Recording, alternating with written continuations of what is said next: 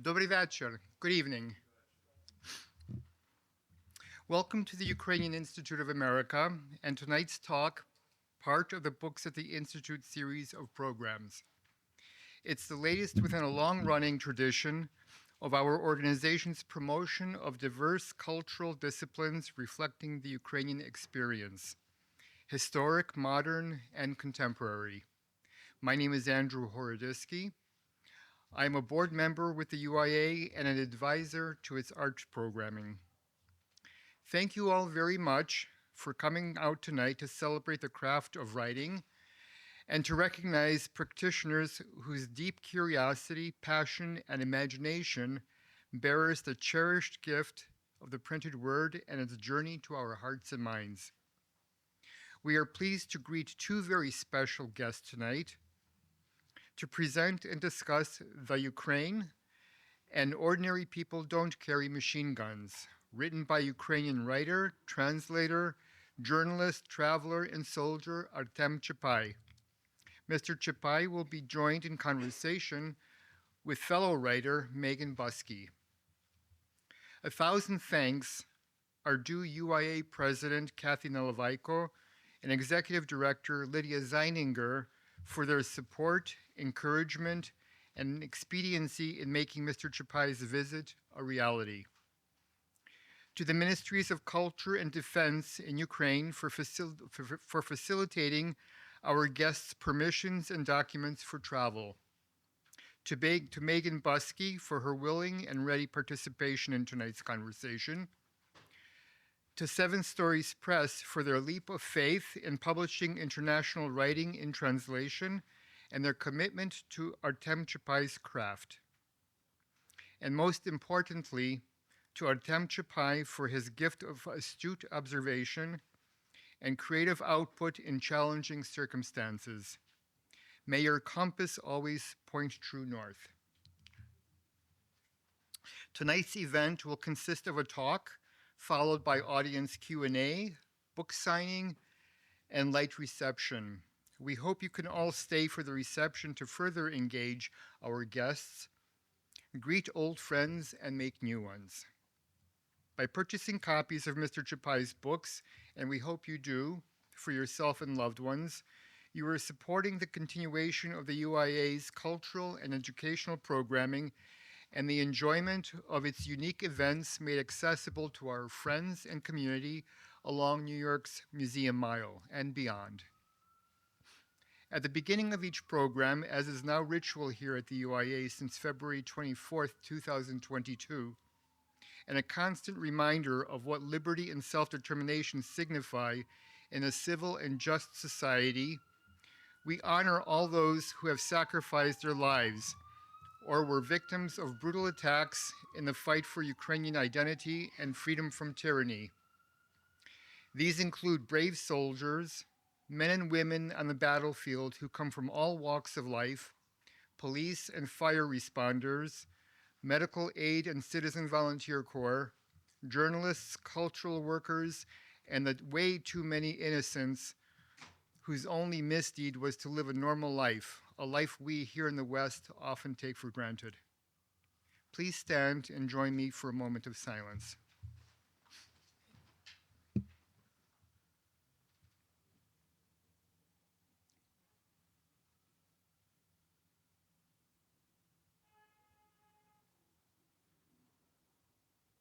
Thank you.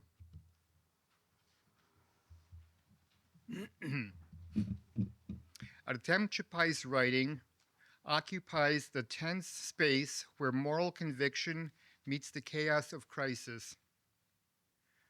A journalist, traveler, and author turned soldier, he writes not from the abstraction, but from lived experiences of confrontation with violence, responsibility, and survival. His prose, stripped of any ornament and heroism, reveals the moral and psychological breakdowns that war inflicts on individuals and society alike.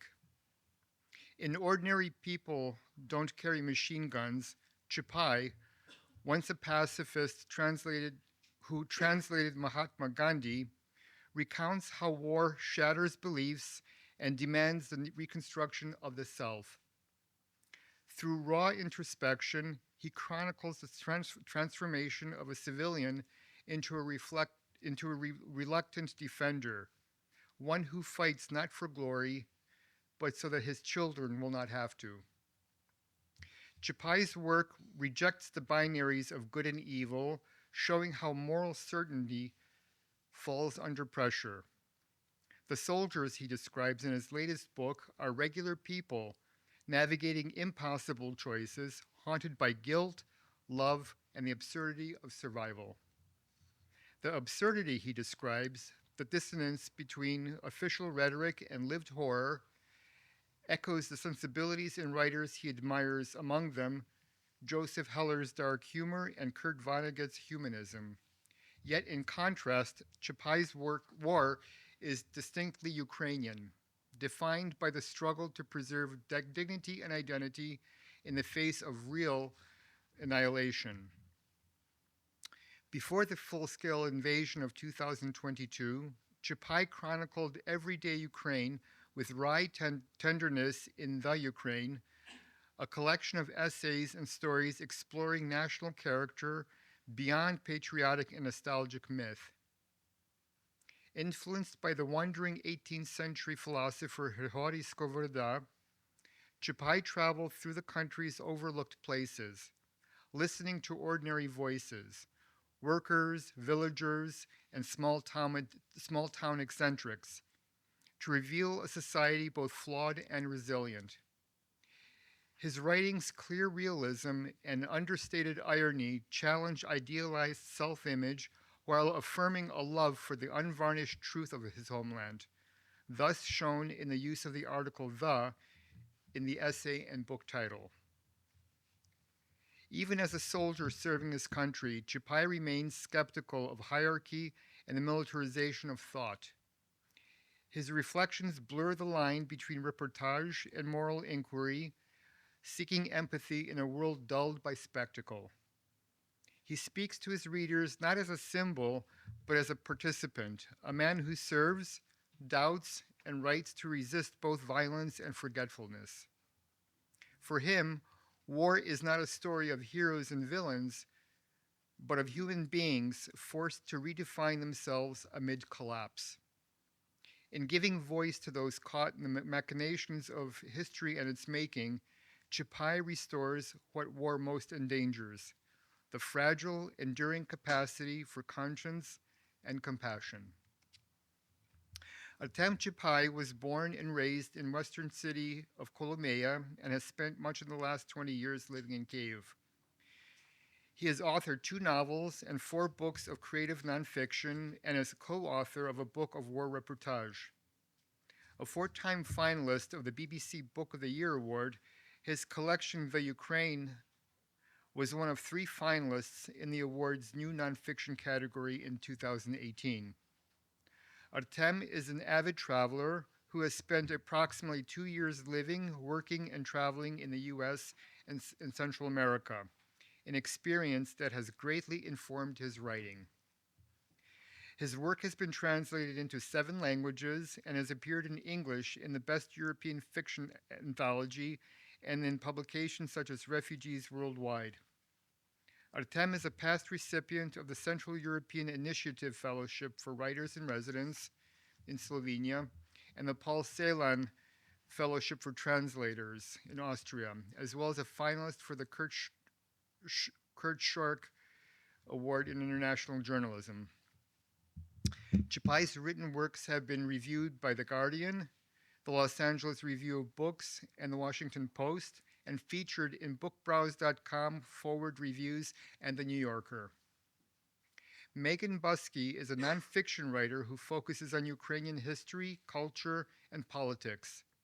Her award-winning first book, Ukraine is Not Dead Yet, A Family Story of Exile and Return, was published in 2023 by Ibitum Press. Please give a warm welcome to Artem Chapeye and Megan Buskey.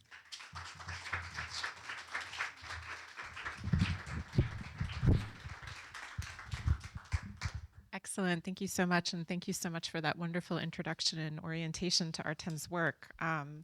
It's a pleasure to be here tonight with Artem and with all of you. Thank you so much for coming.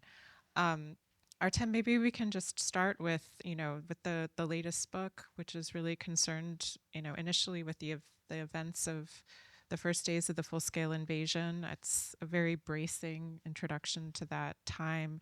Do you want to read a little bit from that, just to? You want to start with reading? Is my mic on?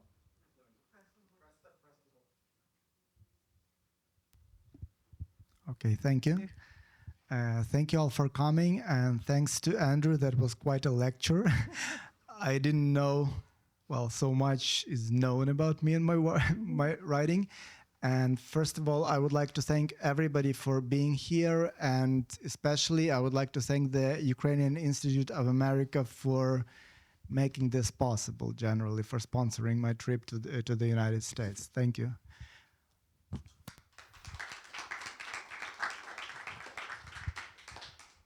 As Megan proposed, we can start with a short excerpt from reading, and I ask you to bear with me for those who have been to other events already, because I see familiar places. Maybe some of the things I say will be similar to what I said before, because I believe that there's important things you tend to repeat, but I will try not to repeat a lot. I will try to say something different every time. As Andrew mentioned, my last book before the Russian invasion of Ukraine was called The Ukraine, and I wanted to explain that title. It was basically a play on how some Americans specifically say it incorrectly, and trying to reappropriate that incorrectness by noticing many things in Ukraine, which could be like the Ukraine, which is like real Ukraine, unlike what is represented by the myths. And the main topic of that book was, as I would say, love in defiance of pain, and love with an acute feeling of that it can be lost. At the time, of course, I didn't think about Russian invasion as such, but I think we all understood that we are living in a rather dangerous situation just by the fact of living close to such a neighbor. And it so happened that, of course, when the invasion started, I did not think about the previous book, but I later noticed, after reading from both books, that there is a topic which unites both books, and that is basically the love of the country and the love of the countryman. I remember clearly the principal feeling I had in those first days that the gloom encroached on my country. I felt love, an all-encompassing love, and solidarity with everyone I saw and thought about. Later, this feeling began to break down. In those first weeks, we all seemed to be in the same boat, yet naturally, different people began to make different existential choices. Now, I find myself having to force my feeling of love and solidarity. When I'm not making a conscious and willful effort, the instinctive solidarity I feel gets reduced to a smaller group, the others who also decided to fight, to join the resistance. I'll try to elaborate on this later. But back then, in the early hours, days, and weeks of the invasion, I felt love toward everyone and everything around me. We hugged a lot back then. Men, by way of greeting, began to lean in chest to chest for a few seconds, which had been considered unacceptable in macho Ukraine. In February 2022, I felt a tenderness toward every single person and believed that everyone likewise felt a tenderness toward me. I felt love toward every stray dog, and these dogs likewise, or so it seemed to me, behaved surprisingly gently toward me in return. I felt love toward every blade of last year's yellowed and withered grass, toward every brick beneath the cracked, wet gray plaster of my 9-story apartment building. I felt love and compassion toward the little brown wiener dog dressed in a white onesie tied up outside the supermarket. The dog trembled as she peered through the doorway. where her owner was probably stocking up on bread, groats, sugar, and candles in haste. I felt love toward the impertinent tabby cat perched between the flower tops on the first floor windowsill of the apartment of an old lady who had in the past reproached me for my behavior, unbefitting such a respectable person as you are, she said. I felt love toward the quarrelsome old lady herself, who had now quieted down and was wiping tears with her wrist as she gazed up at me and asked, "How is this even possible?" I gazed back at her, my eyes open, painfully wide, and didn't know what to say. I felt love toward the young, freckled single mother from the 5th floor as she hurriedly carried down a car seat bearing her infant. The small, thin woman strained and leaned sideways from the weight, then gulped down a sob. Thank you.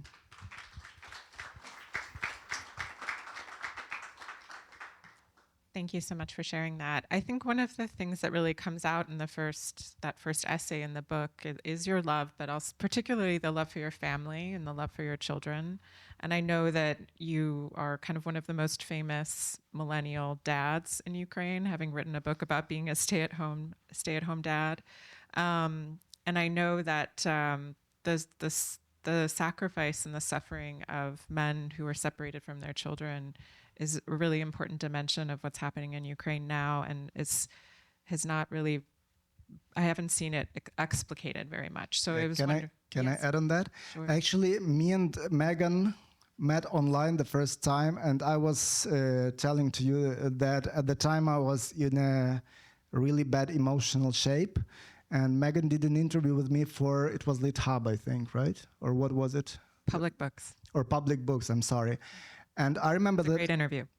Yeah, it was a great interview, and please find and read it. And at the time, as I was saying to Megan, I was in a really bad emotional shape. At the time, it was 2023, and I haven't seen my children in more than a year already. And never would I have imagined that this would be possible. I think in my case, it was not so much the fear that was tearing me down, but the depression of not being able to see my kids and my wife and the dog, but mostly the kids, because you understand how fast they grow and how fast they change. And I remember like 9 months into the invasion, and I also write about it in the book, was the first time when I saw them for just a few days. And it was terrible. And it was lovely that I saw them, but also like I felt very unhappy because of the feeling that I wouldn't see them again, and for who knows how long.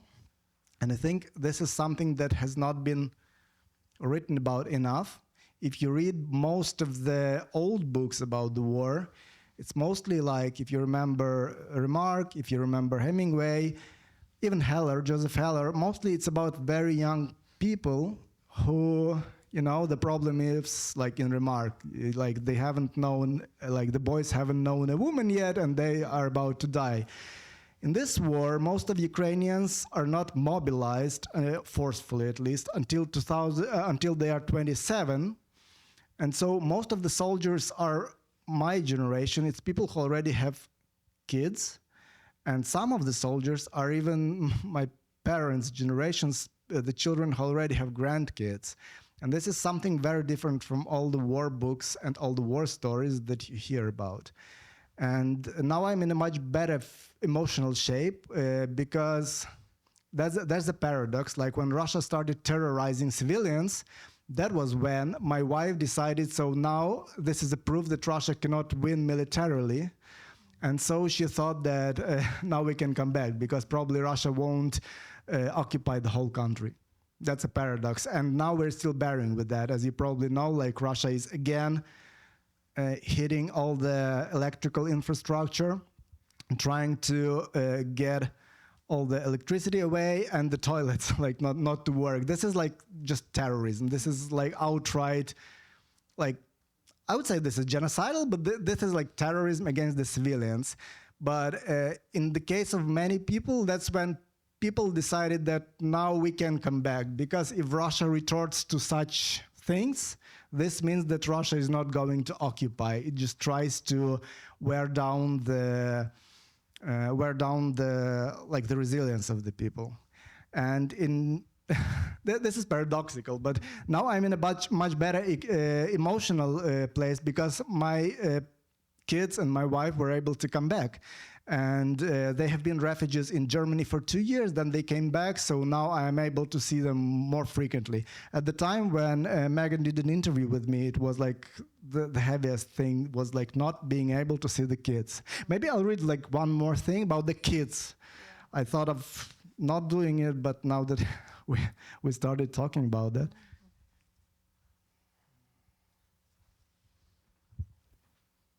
In the darkness of the February night, my wife and I woke up in our apartment on the island of Rusanivka, situated in the middle of the Dnieper River in the middle of Kiev. Explosions were shaking the walls. You could feel the vibration deep in your spine. My wife peered out into the darkness and said, "This is it." Of course, we had a go bag that we prepared in advance, as the government had recommended. To be more precise, it was a tourist-style go backpack. But we couldn't bring ourselves to believe it until the very last day of peace. We didn't believe that this would actually happen. Come on, it just wasn't possible. After everything, in Europe, in 21st century Europe, one country couldn't just up and invade another one, right? It just couldn't, it can't. The days of that sort of thing are over. It simply can't happen anymore. On that last night of peace, our children slept in a tent. We have had, and we will have again, this tradition as a family. Occasionally, if the children have been well behaved, I set up a tent in the middle of the living room and sleep in it between my two sons. They love this very much. I love it too. We're supposedly practicing for future hikes when we're bigger. In reality, of course, what matters is that the children fall asleep in my arms. Later, of course, I joined my wife on the queen-size orthopedic mattress as usual. When you're past 40, it's hard to sleep on a camping mat on the parquet. Your back hurts. The children had misbehaved the preceding evening. They kept arguing with each other. The younger one refused to brush his teeth. But at the last moment, my wife and I decided to grant them amnesty, and we set up the tent anyway. And to this day, I am glad about this decision. To this day, it makes me happy that on the final evening of peace, my two young sons fell asleep in my arms. I assumed that only I would remember the fact, but no. Not long ago, my older son, now a refugee, wrote to me from Germany. "When the war is over, my greatest dream is to sleep with you again in the tent at home. Because I remember that when the war started, we didn't take it down." Thank you.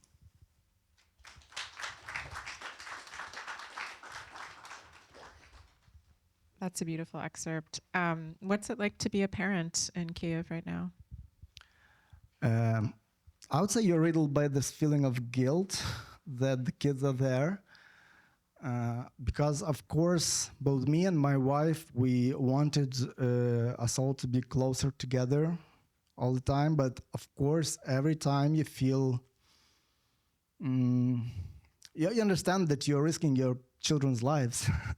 That's a hard decision that I think most people in the world cannot realize. It's like you choose whether to be separated from them, and that's what many hundreds of thousands of people choose, or to be closer to them but risk their lives, because there's bombs. Well, there's the Shahed drones, which you probably know about, like almost every night. And sometimes there's also the rockets. And with the drones, at least you can try to hide. You can like go to the corridors, but in case there's a rocket, the rocket takes the whole building at once. And you try to be, well, there's a lot of magical thinking involved. Like you try to say that, okay, like our building is situated north to south, like so probably the rockets go past it, because that's how the rockets usually go, and the Shaheds also, they go along the river, which is north to south, and so you try to calm yourself down. And That's the main thing, I guess. There's also some practicalities, like, for example, the schools sometimes are closed for air alerts. And so the children go to school and then they just sit in the basements and then they come back home. So there was no school day. And also there's a lot of additional complications involved. Like, for example, I'm still in the army. For the first 2 years, I was on the actual, well, not front lines, but near the front lines. Then I got, I started becoming famous as a writer. And so I became privileged and I was transferred to the Kyiv unit to do some administrative stuff, basically writing again. But for the army, like speech writing, translating, and but still, like I'm in the army and there's still a lot of this. I used to be the stay-at-home dad because I worked from home and I was very involved with the kids. Now I'm away from home like the whole days, and so there's still a lot of these complications. Like every time my wife has to do something, we have to figure out how to do it. I was discussing this with my American publisher, for example, that we have to figure out, like, because my wife is in academia, and every time she has to go to any conference, like we have to bring in either my parents or her parents, because I cannot just say like, okay, like I need these 2 days off. That's the army. It doesn't work like that. So there's that. But these are minor things. The main thing, of course, is the danger, and you have to juggle, like, you have to, yeah, but that's what many people also choose, like, still to be together, because this is something that is not talked about a lot, but a lot of families in Ukraine have not survived the strain. When the families are together for years, it's very complicated, not because of conflicts necessarily, but because people have two very different realities. Like when one half of the family is living abroad and the other half of the family, well, and the father, for example, is in the army, people just stop, sometimes people just stop understanding each other, not because like of some conflicts, but because the reality has been so different for so long.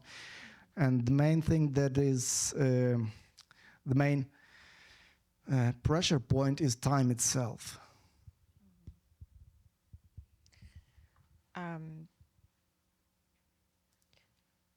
Maybe changing the topic a little bit. I think one of the things I really like about your writing is your sort of the way you observe people and the openness with which you look at your countrymen, and how you describe some Ukrainian eccentrics that you meet along the way. I think especially in the Ukraine, but also in this book. And in Ordinary People, you talk about the story of this man you called Serhiy Jesus. Jesus. Do you want to share that story and tell us what Yeah, I will not read from that, but yeah, I noticed that there were a lot of, not eccentric, but like very special people who joined the army. And it is my feeling, I'm not sure like this is scientifically correct, that very often it is such these people who join the army, sometimes people who would be considered outsiders. Like I myself was considered an outsider in Ukraine until 2022. It's now that like... Why were you considered an outsider? For example, my political views, like I never, well, in America, it's okay to be liberal or left-leaning. In Ukraine, it's considered very, how was it called? Like, people used to say you have very exotic views, you know? And I said, like, whenever I cross the western border, even to Poland, I'm already mainstream. Mm-hmm. So it's more about Ukrainian. I understand why it's that, because anything left-leaning is considered Soviet-related, which is not necessarily so. Like, for example, I have always been very open to LGBT and what is now called woke, and that's not Soviet. Soviet was very conservative, in fact. So, I was like always criticized that you're not nationalist enough, for example. And then I noticed that like as soon as the war started, it was often not the people who prophesized as being very patriotic who joined the war. No. Those people had a lot to lose, probably. Very often it was people who thought differently. Like one of my colleagues in my company, a company is like 100 soldiers in Ukraine. I think it's America as well, yeah. So one of them, he said, like, I'm an anarchist, and not like any sort of, like,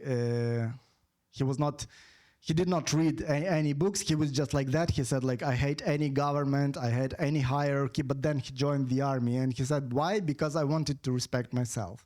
Like, I didn't want to feel that I ran away and I got scared. And the other one that you mentioned, well, personally, I'm not religious at all, but I noticed how many religious people joined the army, and I started respecting, like, people who are not, like, into really, like, official religions, but people who are, like, religious in their hearts.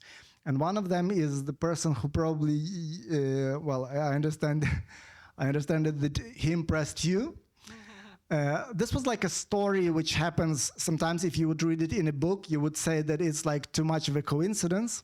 So I met a person in the very far south of Ukraine on a like beach, on an organized beach, and we realized that we are very similar, even though we have opposing views. Like, he's very deeply religious. I am like more into physics and like the miracle of the stars.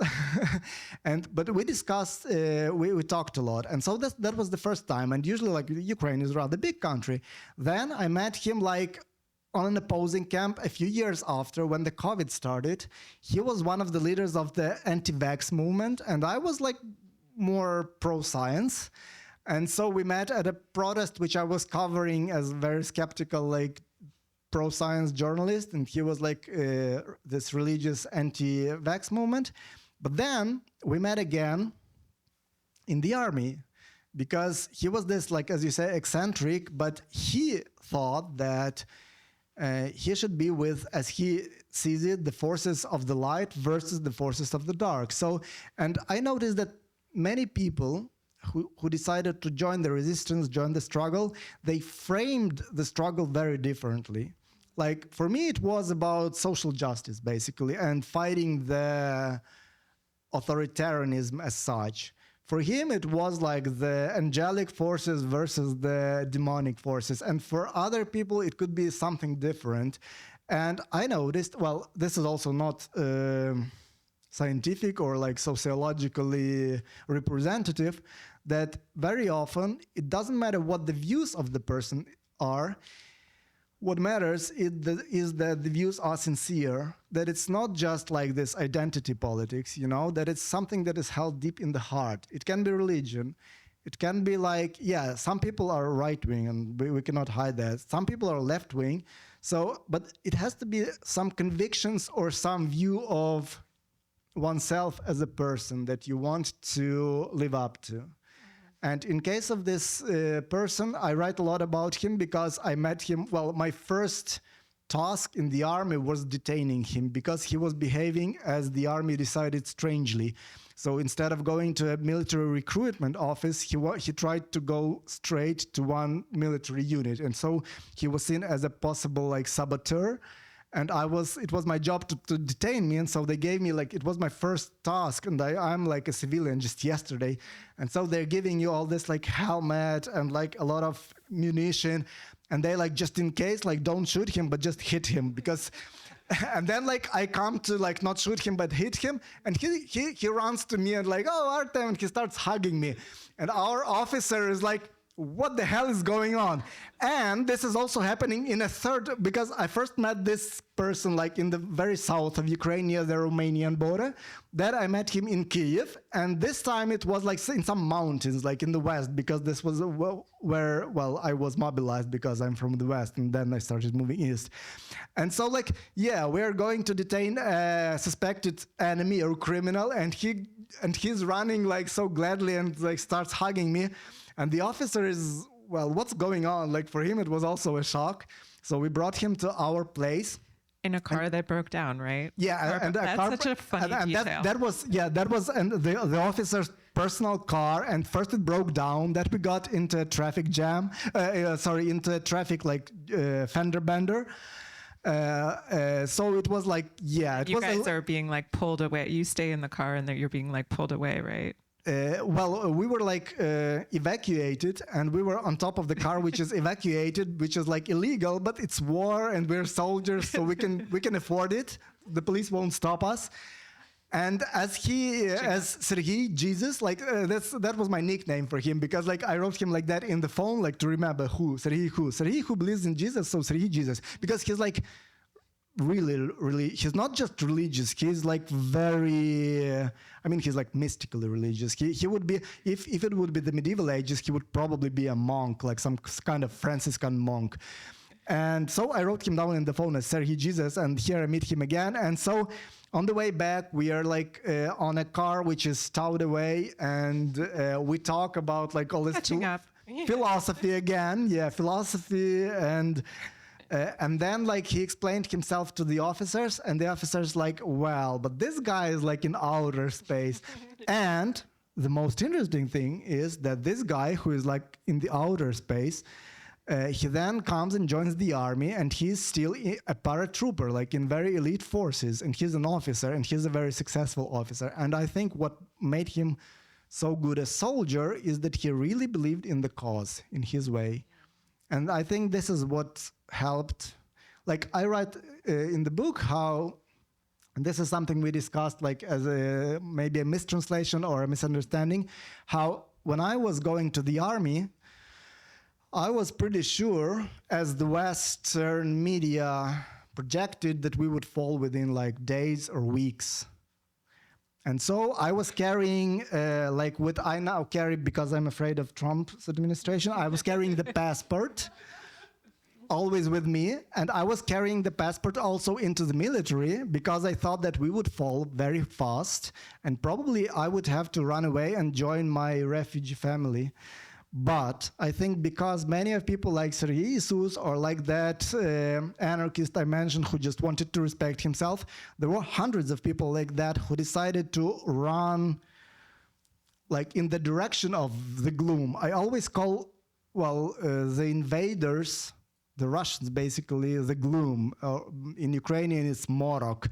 This is like, because for us in Ukraine, this is like really the ontological darkness, which it seemed like it was like this ontological darkness, or as he said, the forces of the evil that were coming. And I think that because many people like Sergei the Jesus or the anarchist person or others whom I describe who decided to run and oppose the darkness rather than run away from the darkness, it was because of that I didn't need to use my passport, and we're still standing.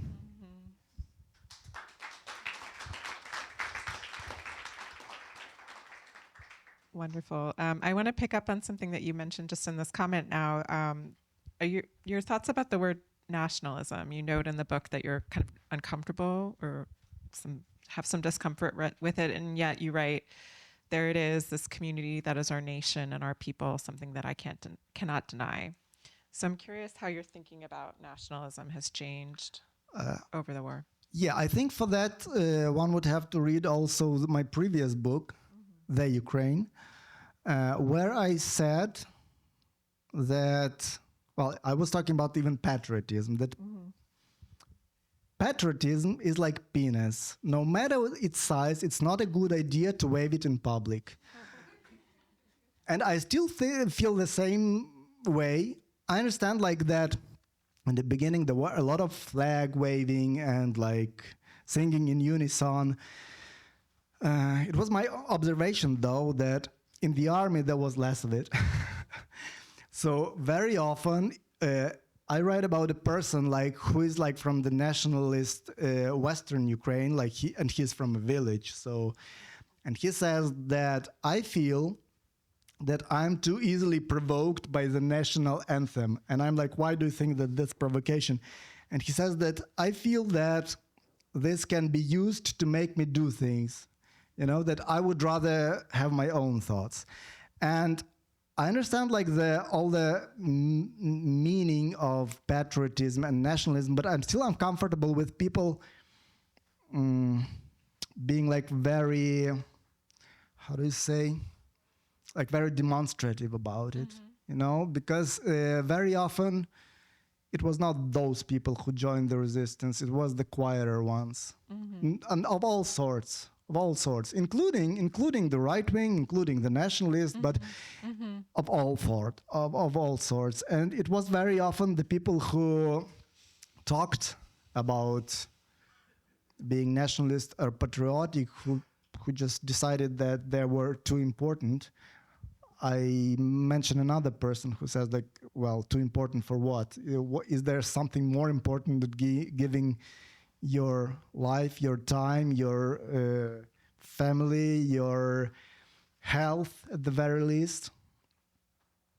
But there were some people who said that they were like very patriotic and nationalist and who decided they were like too important and all they have to do is doing like, I don't know, like promotion of Ukraine in the world. You know, this I felt that these were self-justifications. Yeah. And you write about, you know, what you call a painful search for fairness within your own society. I still haven't found it. Yeah. And you've also been pretty outspoken about mobilization and the trying to get people who have been mobilized for a while to be able to, you know, end their service. It's interesting. Like in the first year, I tried to, because I saw there was no movement in the direction. So I tried to, well, I have been an activist before the war, and so I knew how things worked, that you have to act proactively and like far in advance. And so within the first year, I tried to start the talk about, well, that it would be good to make some rotation system. And at the time, the government was so much opposed that they said that this was like a Russian psychological operation, because, well, they didn't Google who, Artem Chapeye is my pen name, but of course, like when you write something on the government website, it has to be like a petition, it has to be like with your own name. So they thought it was like a fake or Russian lipso, but now everybody talks about it. You just have to be, you just have to start the conversation in time. And it's still like a major topic in Ukraine, unfortunately. Do you see a path, any kind of path for like mending the relationships between the groups of people that mobilized and didn't, either at the societal level or even like for yourself? Like how can Ideally, the path would be to the rotation system, but I think this is now wishful thinking where it was possible. Unfortunately, because the longer it lasts, the more like the people who are not in the army, they see what's happening to the people who are in the army, and they are even less willing to join the army. So, but I think I try to understand the government as well, because logistically it's very hard. But all of the burden comes at the expense of the minority who basically joined the army in the beginning. Well, and some people who have been mobilized afterwards, but mostly I may be biased here because I am one of that minority, but I feel like most of the burden is on the people who have joined the army in 2022 and are still there, are still alive and still active. So, yeah, and I don't know. It's very difficult to discuss policies because I don't know what's under it.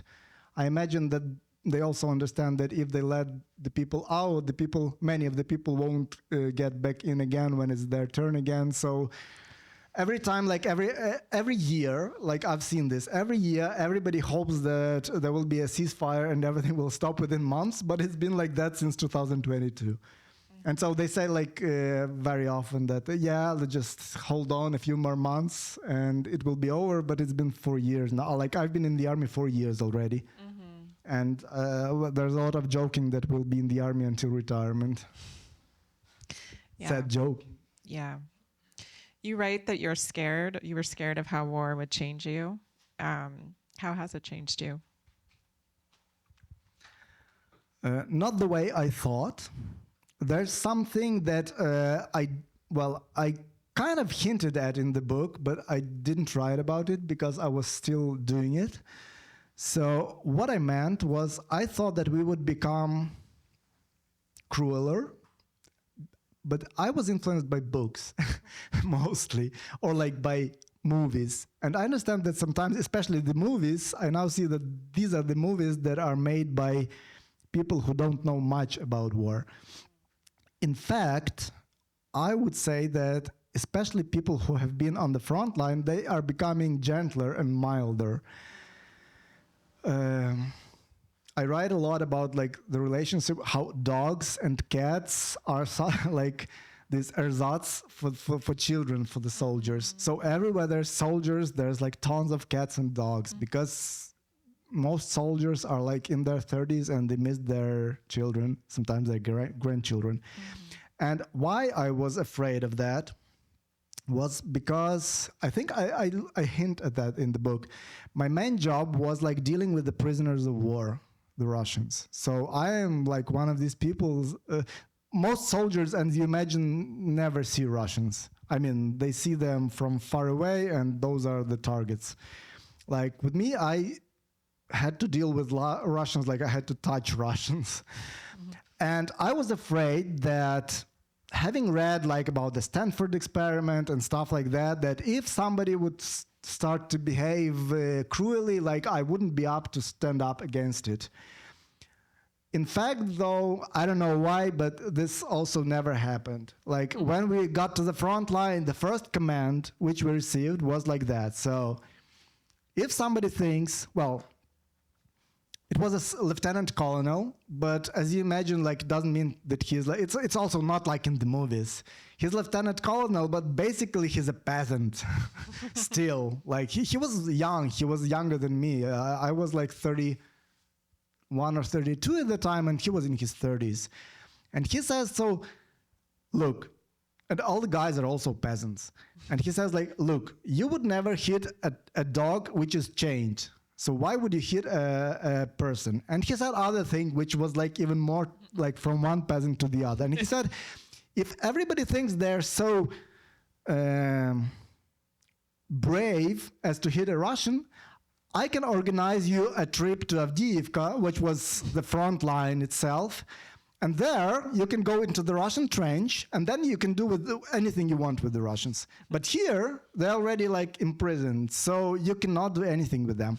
And it impressed the people. And I understand that, well, I remember that many people were talking about like, we are not like them. Like, we don't want to be like them. That was like the mantra.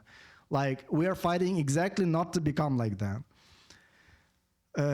Much later, when I was already transferred to Kiev, I met Maxim Butkevich. Probably if you Ukrainians heard about him. He was a famous/infamous case where he was in civilian rights movement. He was actually working for the UN Commissioner for Human Rights. Then he volunteered in the army, and he became the prisoner of war for more than 2 years, if I'm not mistaken. And I've known him since we were children, and I talked to him about that, and he said that when Ukrainian prisoners of war are like treated the way they are treated by Russians, it seems that there's like orders from above to torture, to beat.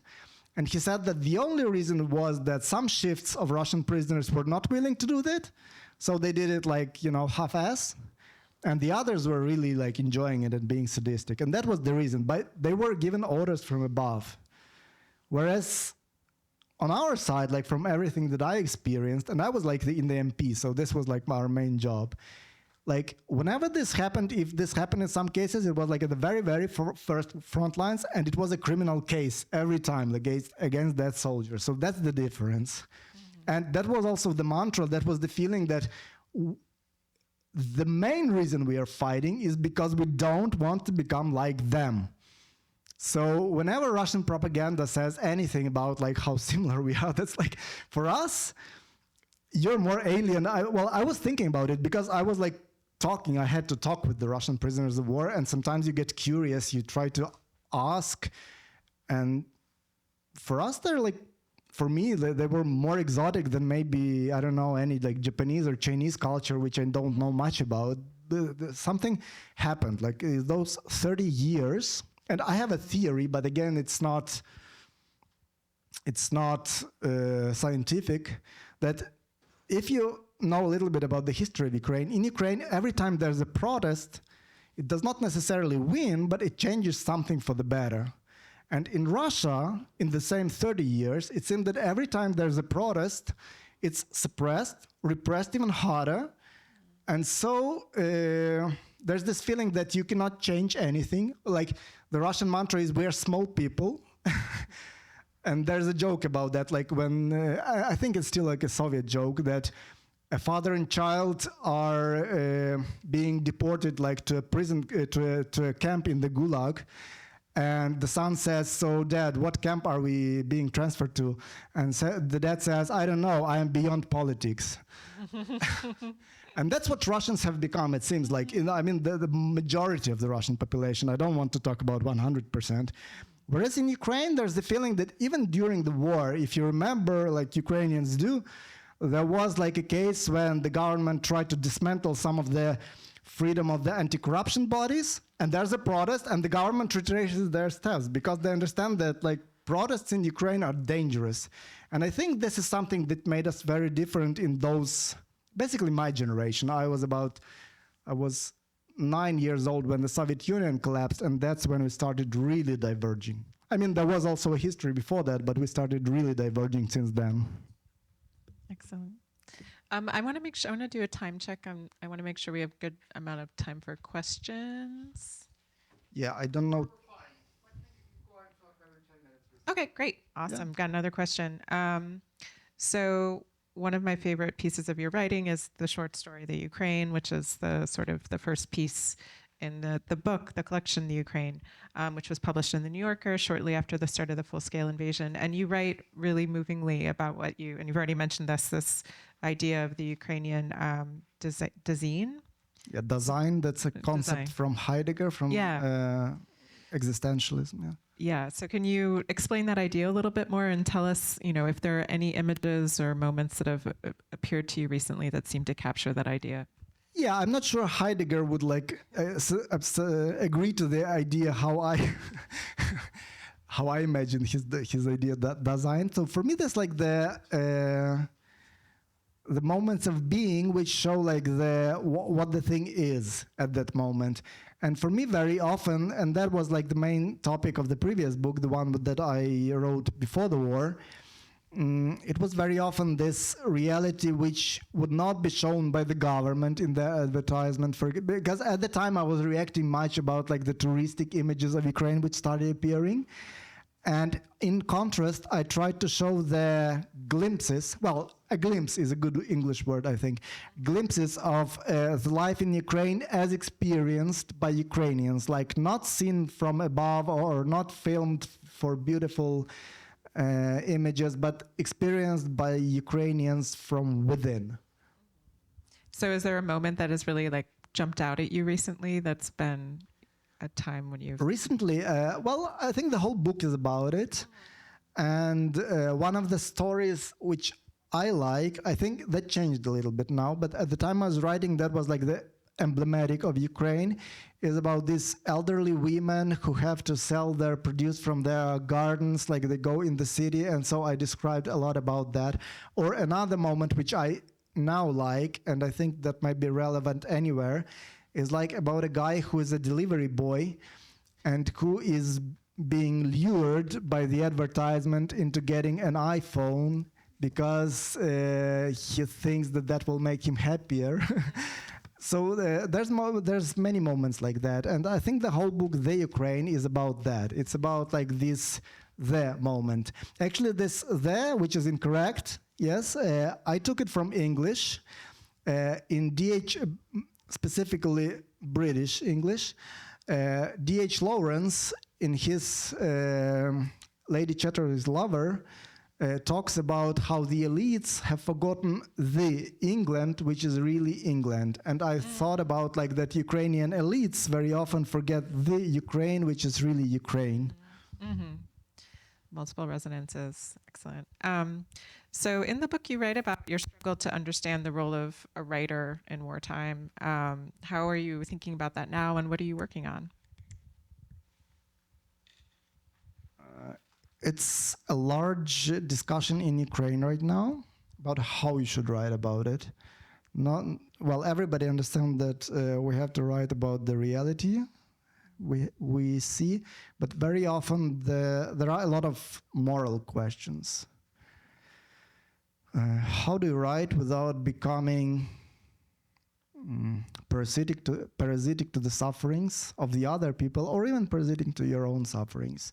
But I think this is not a question that can be answered easily. It's something that you feel. It's like sometimes I don't know if Maria Genkin is here now. Oh yeah, we discussed it. I wouldn't talk about it in public. It's about like how some people use the sufferings of others for their self-promotion. This is difficult, but of course, well, I can tell you from my personal experience that for the first like about 2 years, I just couldn't find any voice.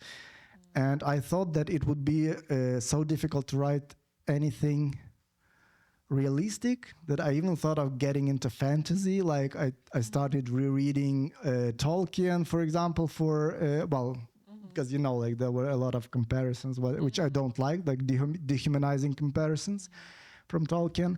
Then I read a lot of science fiction, and personally I now found something in between realism and science fiction, and I'm writing a really short novel, which I'm about to finish. Well, not really a novel, it's more like a novella, about the effects of the war on the soul of the people, because there you can,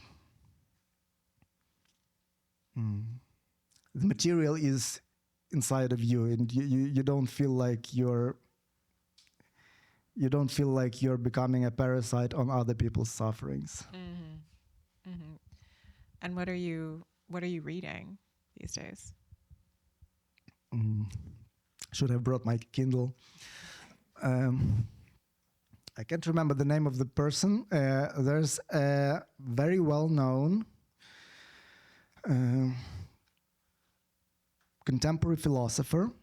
He has a Korean name, but he writes in German, so I wouldn't spell it. And his most famous, but he's translated into English widely. So what I'm reading now is The Burnout Society, and the previous book I read was Saving the Beautiful.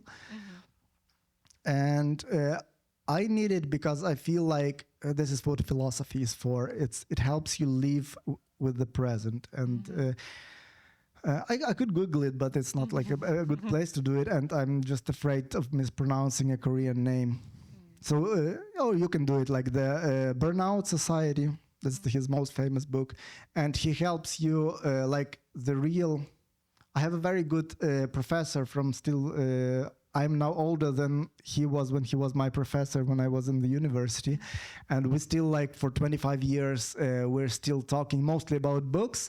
And he told me that the real theory is the one that helps you with your practice. That's what you need it for. And I'm a philosopher by training, and I understand that that's what philosophy should be for.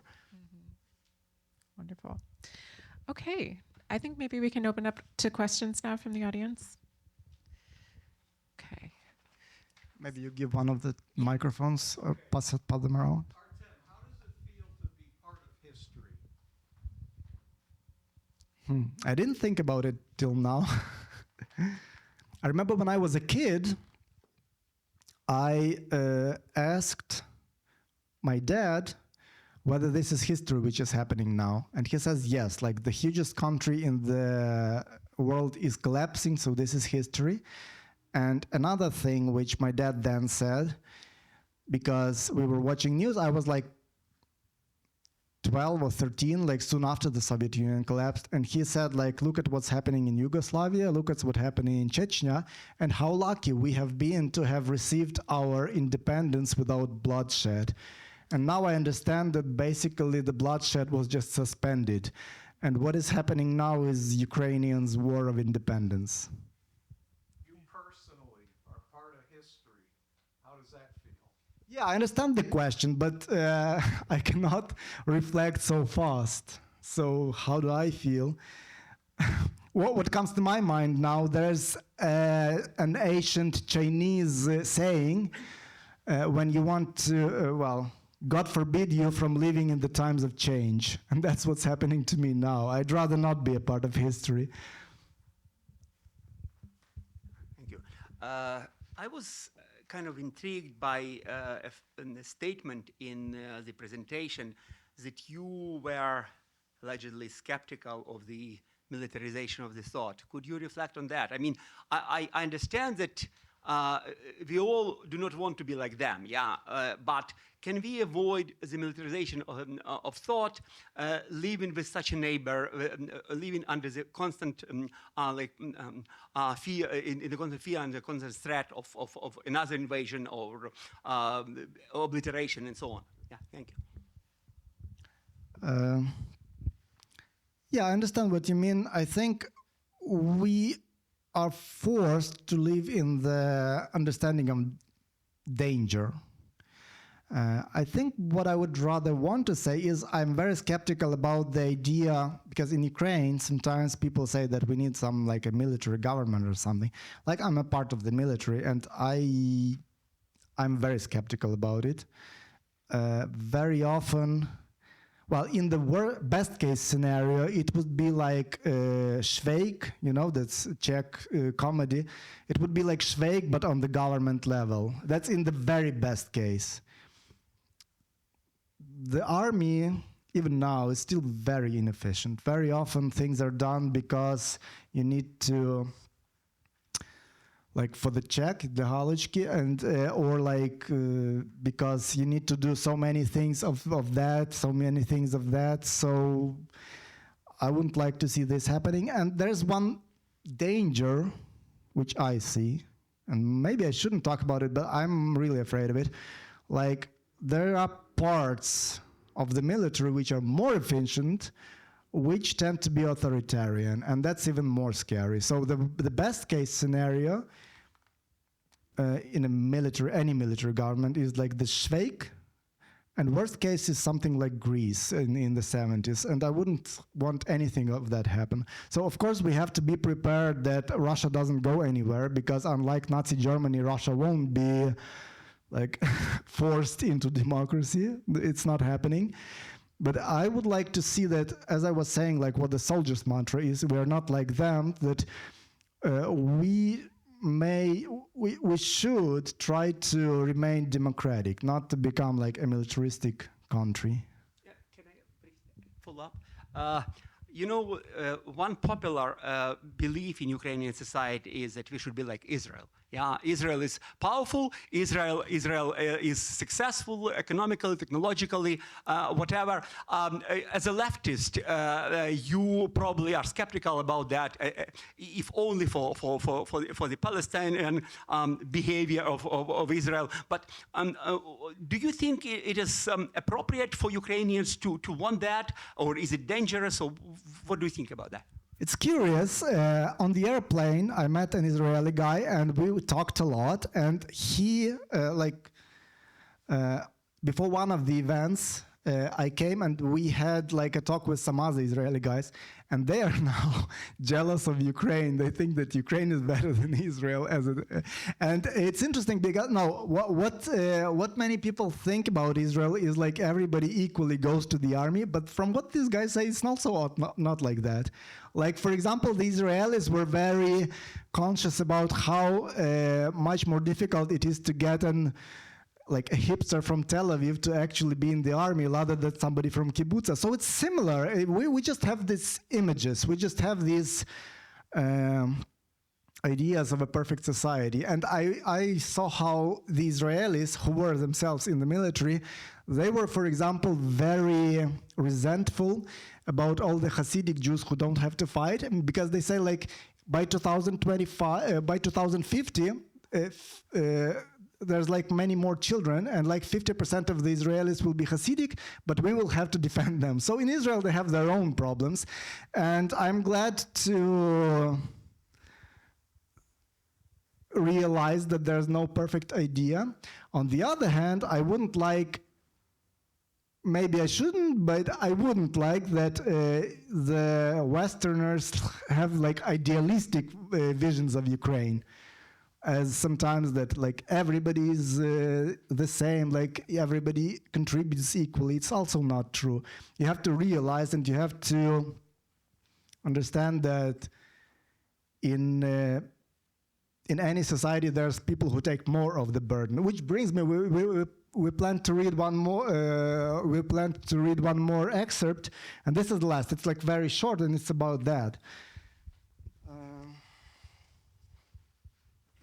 So it's less than a page.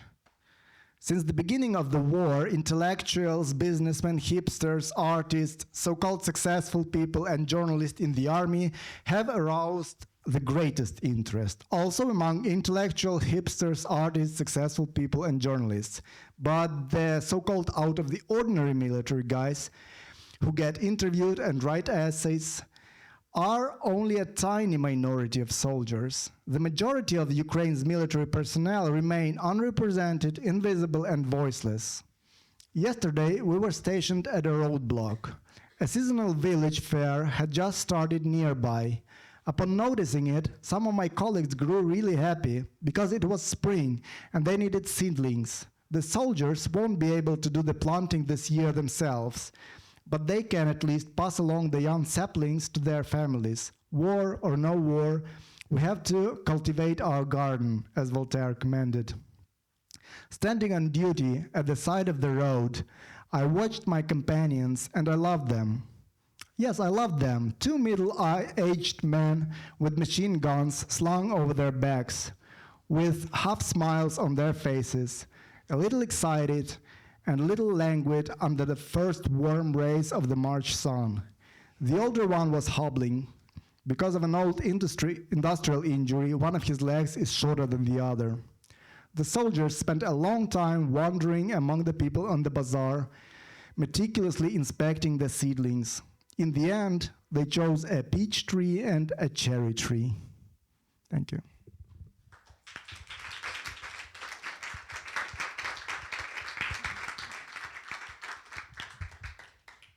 More questions. Okay.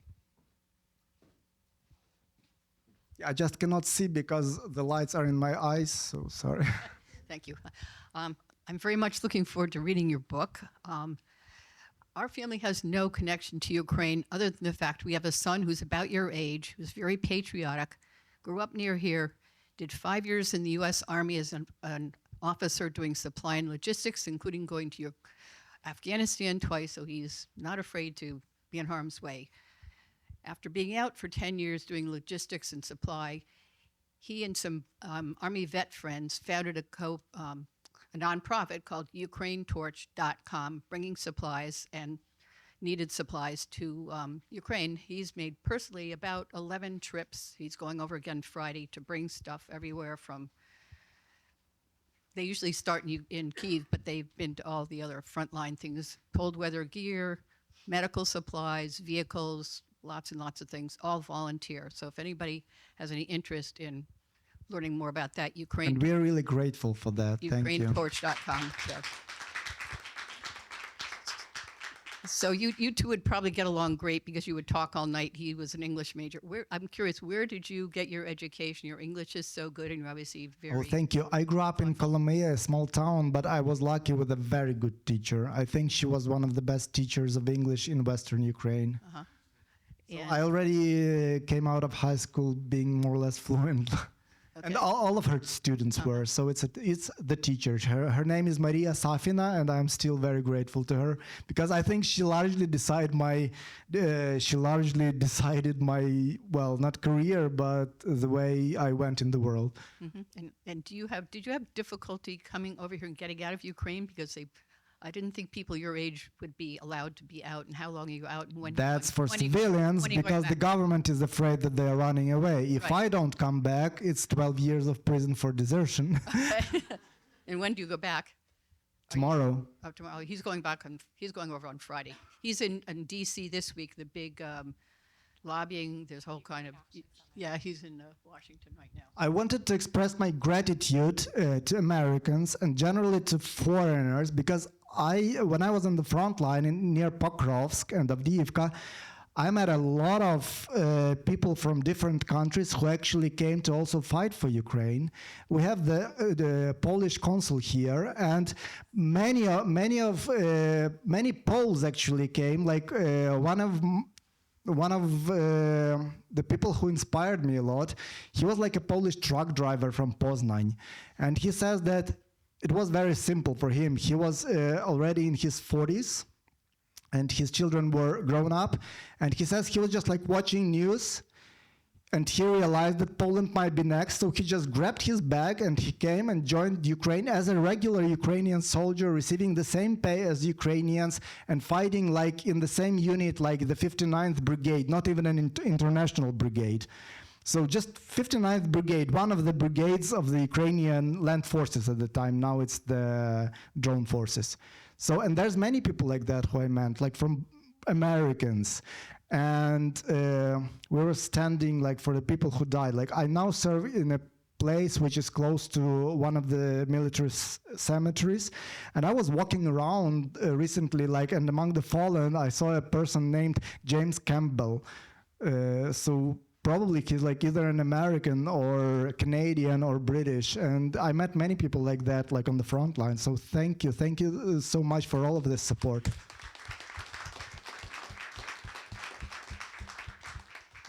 There was a question here. You've noticed a sort of a change in the culture, especially among people who are, for example, Russian-speaking from Central or Eastern Ukraine. What has the war done to maybe change their attitude toward the Russian language or toward Russian? In Ukraine, like before 2022, well, I'm a Ukrainian speaker, so I may be a little resentful, but it was my feeling that Russian was considered the fashionable language, and the Ukrainian was considered the uneducated language. Since 2022, it reversed. It seems like Ukrainian is the fashionable and educated language, and if a person still sticks to Russian, it means that they're probably not able to learn the language. So it's excused with the elderly people, but with the younger, it seems like what's wrong with you? Like in the private language, well, when people talk in private, it's okay because like it's their, you know, the language you're most intimate with. But in public sphere, like if you cannot switch to Ukrainian, it means you're probably not very smart because the languages are so similar. Yeah, there's another.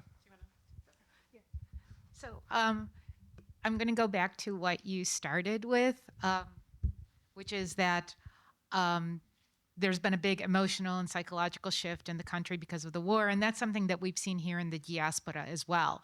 And you mentioned gender roles, and I wonder if after the war, you think that the society will change in terms of gender roles and how it will change, and will you write about it?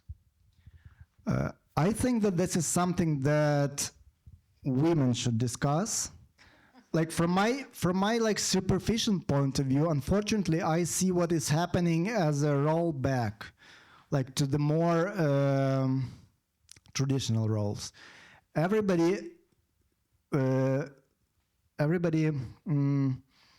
is really proud of all the women who are in the army, especially because all of them are volunteers. And there's, I think, 13%. So 13% of the army are women, and all of them are volunteers. They're not being, but we've been discussing this a lot with my wife. She's a sociologist. So basically, like, for example, I was like a more or less involved parent. So we tried to split everything in half.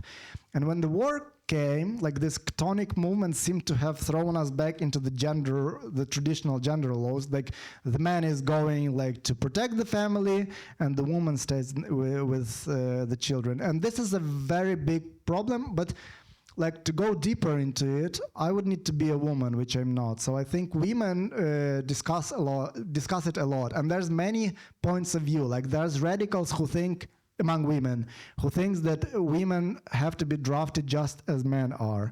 There's others who think that it has to be only volunteer. There's others who say that women have an even harder burden because they don't have a choice, basically, especially if you have children. Like I heard well, I know a friend and she's very resentful. She says like, it doesn't matter what my political views are, now I am the female and these are my, well, I cannot really translate, so my English is not perfect. I cannot really translate all the subtle meanings. And she's like, I am the female, like the animal female, and these are my children, like the animal children, and that's what my role is. And women are very resentful about it. And there's a lot of talk about it, basically, but I think I'm not really in a position to discuss and to feel all the subtleties. There's a tendency in Ukraine to sort of generalize and dehumanize the enemy, which is very natural during the war. So there's like, oh, the Russians are, and then there's some, bad stuff, or like, it's because of the genes and they have these genes. And what I always kind of appreciate about you is that you seem to provide a very different perspective and more nuanced perspective and be, even today, you've kind of mentioned, of course, not all Russians, right? Which is not typical. You don't always hear it from Ukrainians kind of. I talked with Russians, like I see them from, it's very difficult to generalize when I met like hundreds of Russians in my work. They're different, yeah. So I just wanted to ask like how difficult it is to kind of maintain that humanity, almost like looking at your enemy while being in Kiev, and when most of your milieu is not really kind of openly talking this way? To be honest, I just think that this depends a lot on your previous views.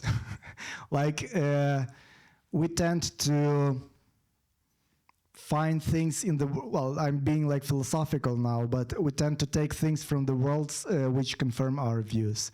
I was very much influenced by Kurt Vonnegut, an American, and he says that one of the few things that I learned in the anthropological department when I was learning was that nobody wants to see themselves as evil. Yeah. As for the Russians, for me, the hardest part was, and this is, I think, also one of the things we fight for, was seeing actual Ukrainians fighting against Ukraine. Like, because, when you talk with the prisoners of war, many of them are like uneducated.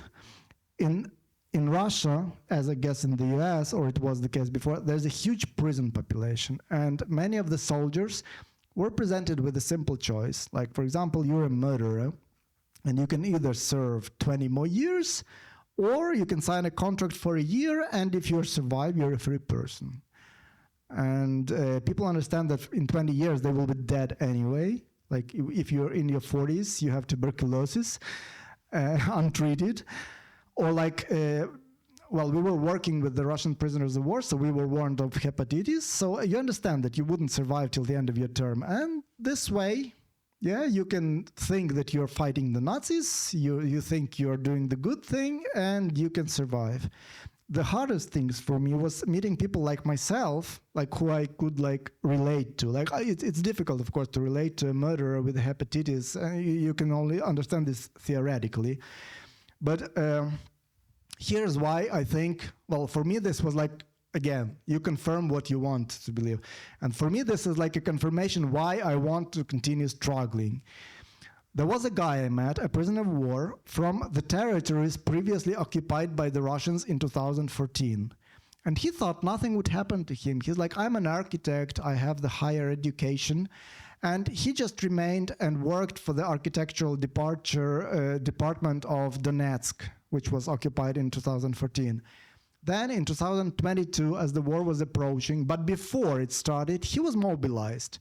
And again, he thinks, okay, I got the higher education, I will be like in logistics. And he was, until like Ukrainians wiped out half of the Russian army.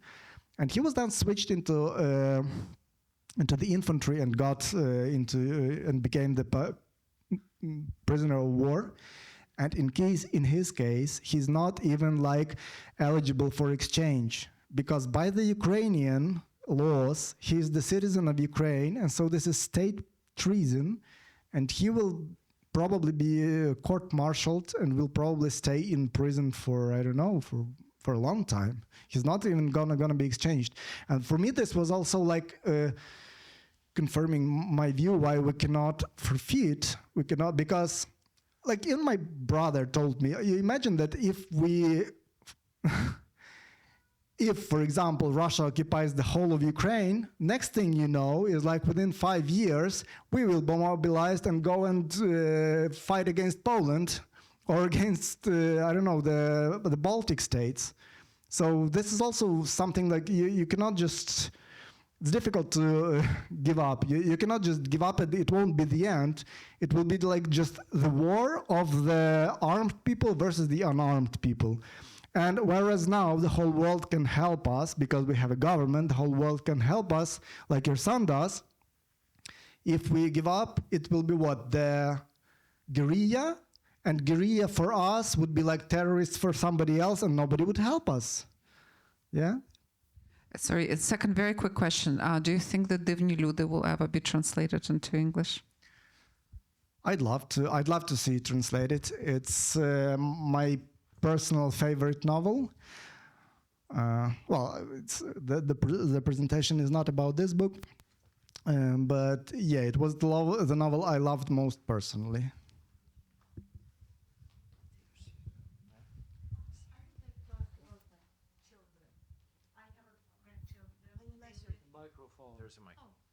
They live, my grandchildren live in Lviv. I don't know how to use it. So, Speak into a lot of kids that everyone is talking about that they have a syndrome, kids of war, Dite vійни. What do you think about future? My grandchildren are 8, 6, and a year and a half. They live in Lviv, but still they are, you know what I mean. Thank you. I don't know how to generalize, because it's very difficult being a child. It's very different being a child of a father. Like for me, this is like drastically different. Being the child of somebody who's in the front lines, being a child of somebody who is hiding in their apartment not to be mobilized. So it's difficult to really, I feel like these children will live with different experiences. Like probably like some Americans don't know, there's like a lot of resentment now against the recruiting officers who are themselves very often veterans of war and who have been wounded. And I imagine that children of people who are trying to hide from the army would be, well, you can see like the children are repeating what their parents say. And it's very difficult now for my children, for example, finding a common ground in school with children of those who are hiding, because those children hate the recruitment officers. And with me, like I try not to spread any like judgment too much, but they feel, they hear what I talk about with my wife, and I don't know how it is. So yes, they are all hiding in the shelters. Yeah, all of them will be traumatized. That's very sad. And I think I mentioned this before, that as the father of children in times of war, you're living with like some sort of guilt that the children are living there rather than live abroad. On the other hand, like it was not only my decision, like my wife decided that, you know, like living as a refugee is very different than living as an aspirant migrant. Even though my wife was in academia, she was like very like VIP refugee, like, because she received a grant to like be a researcher at the Frankfurt University, and still you feel like you're a refugee. And all these children, yeah, they will all be traumatized in different ways. Yeah. Sure. It's more a comment than a question, if I may. Thank you so much, Artem, and thank you to the Institute for organizing today's evening. I find your testimony very powerful, and you're so articulated and eloquent, yet you're very humble and very down to earth. And I think we need more voices of that kind in this today's polarized, divided world. And less as a governmental official and more as a citizen of Poland, I want to express my gratitude to you, to your countless countrymen, women and men, who fight for not only Ukraine but also the whole civilized world. To be frank, because I mean, if Ukraine, and I don't think that's feasible, loses the war, that it's a matter of time when Russian troops and acolytes come and knock on everybody else's door. That's what you alluded to. A quick question, if I may. You've also hinted in your comments with regard to interaction that you had with the Russian prisoners of war. Some, as you did express, were mobilized prisoners. Maybe some other were tricked by financial incentives. Did they show any remorse? Is there any thinking about what they've done, what they're participating in? Thank you. Thank you for this question. I write a little bit about this in the book. I think that being a prisoner of war is not the best place for honest self-reflection. So whatever they say, I wouldn't believe it. Like they would say anything they think will make their fate now easier. Like in the case, for example, of this guy, who was not Russian, who was Ukrainian, the architect, I mean. And we talked a lot because we didn't know what to do with him. Usually with the Russians, it's very fast. Like they write down their name, rank, and stuff, and they go on. With the Ukrainian, it was more difficult because there are not so many cases like that. And so he spent 3 days with us. I talked a lot with him. And for example, I noticed that he was hesitating whether to present himself as a citizen of Ukraine and Russia, because in the occupied territories, he also had the Russian passport. And so he was like, you could see that he was calculating what he should do. Maybe present himself as only a Russian citizen, and then he would be exchanged, you know. And same with the Russian prisoners of war. It's very difficult because I remember there was a case when I told him, well, there was like, many of them are not educated enough to really, I could feel, I speak Russian fluently, as you can imagine, and I could feel like whenever I use like complicated sentences they don't understand. Many of them, well, some of them could not spell their names. You know, I couldn't believe this existed in the 21st century. And very often, like you talk to a group, well, that's not often, but I was prone to it. Like I think I felt like a preacher. And you talk to a group and you feel that one of them is understanding you. And so I started talking with this guy and I said, do you understand that for us, you Russians are exactly what Hitler was when he attacked Poland, and even without a pretext. Hitler at least created the Gleiwitz incident. Putin didn't even bother. And he understood that. And I said that for us, it's not us who are the Nazis, as you say in propaganda. For us, it's you, because you attacked as Nazis did. And then later, I saw this guy on YouTube, because the Ukrainian in counterintelligence sometimes puts the interviews on the YouTube for the relatives to find, and also, for propaganda reason. And I noticed that this Russian guy, he actually repeated me almost word by word. But I'm not sure whether he really understood that, or whether he thought that that was what the Ukrainians wanted to hear. So yes, being a prisoner of war is not the best place for honesty. That's people become chameleons, they change the color, and so it's hard to judge. Artem, Megan, thank you so much for a very insightful conversation and for gracing our institute. We try to put on programs that are very insightful, meaningful, and something that you can take away with you for later discussion. I'd like to make a comment very quickly to our Polish friend to acknowledge also the Polish nation. The first day the war broke out in 2022, the Polish nation opened their arms to Ukrainian women, children, grandmothers, grandfathers, with no questions asked. And for that, we will be always, always grateful to you for that. And I have one more quick thing to say. So I'll pass it off to our executive director, Lydia, in a moment. Please stay if you can. Continue conversations amongst yourselves. Please engage our guests more in detail. And thank you ever so much for coming. It's because of you that our programs can continue and that we can bring value to our audiences. So thank you very much.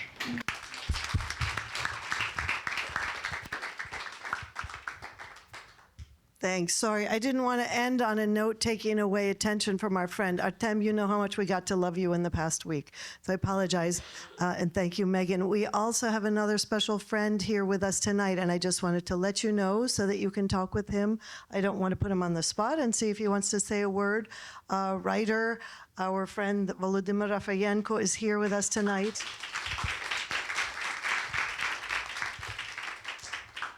You want to talk with us later, or do you want to say a word?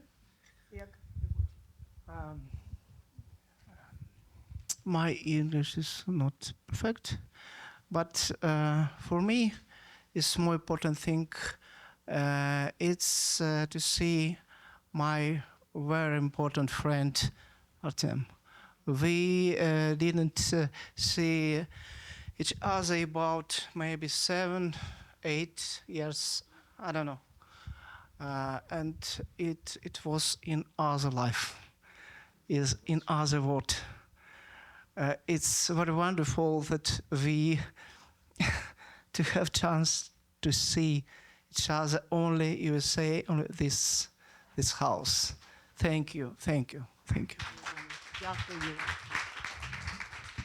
I wanted to say Volodymyr, and I remember like when we saw each other previous times, we had an attempt, like very amateurish, that I would teach him English, but in return he taught me like the theory of literature.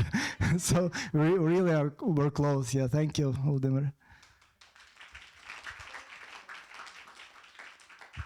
Come join us for a snack, a glass of wine, and more conversation. Thank you. Couple of goodies. I know. I'm not going to say that. I can't give you up.